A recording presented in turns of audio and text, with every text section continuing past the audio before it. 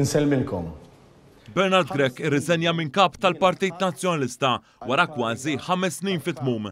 Kien is-sit tagħna one.com.mt li ftit qabel nofsinhar żvela b'mod esklusiv li Bernard Grech kien se jirriżenja mill-pożizzjoni. F'nofsinhar ta' tlieta, Grech wassal l-aħbar direttament fuq l-istazzjon televiżiv nazzjonalista, anke il-ġimgħa l-oħra ipprova igiddeb lil One News li antiċipa il-manuvri għar-riżenja tiegħu fejn qal li din kienet biss gidba tal-Partit Laburista. F'messaġġ ta' madwar 10 minuti, Grech il-ħin kollu beda jiġġustifika t-tmexxija tiegħu billi fost oħrajn iddikjara li se jħalli partit iżjed b'saħħtu milli sabu, b'referenza għal predeċessur tiegħu Adrian Delija.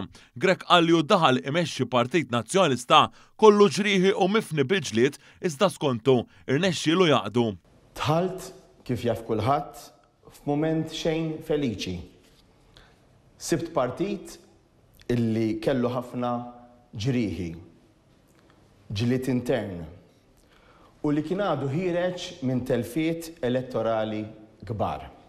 U irrifera wkoll għall-elezzjoni ġenerali tal-2022 sena u nofs wara l-ħatar u indika li ġiet fuq u ħabta u sabta għalli tul 5 snin ta' tmexxija tiegħu kellu waqti b'suċċessi u oħrajn binqas. F'dan il-messaġġ Grech ħabbar ukoll l-informa lis-Segretarju Ġenerali Nazzjonalista Charles Bonello bid-deċiżjoni tiegħu u li se jsejjaħ il-laqgħa urġenti tal-Kumitat Eżekuttiv għall-erba' biex minnu fih jibda l-proċess għal ħatra tas-suċċessur tiegħu. Għalli usib kap nazzjonalista interim sakemm jintgħażel xi ħadd ieħor floku, hawnhekk ukoll għamel enfasi iżjed fuq is-sess femminili b'indikazzjoni li jista' jkun hemm mara li teħodlu postu. Jien se nibqa' fil-kariga tal-kap tal-partit u tal-oppożizzjoni sakemm jinħatar is-suċċessur tiegħi.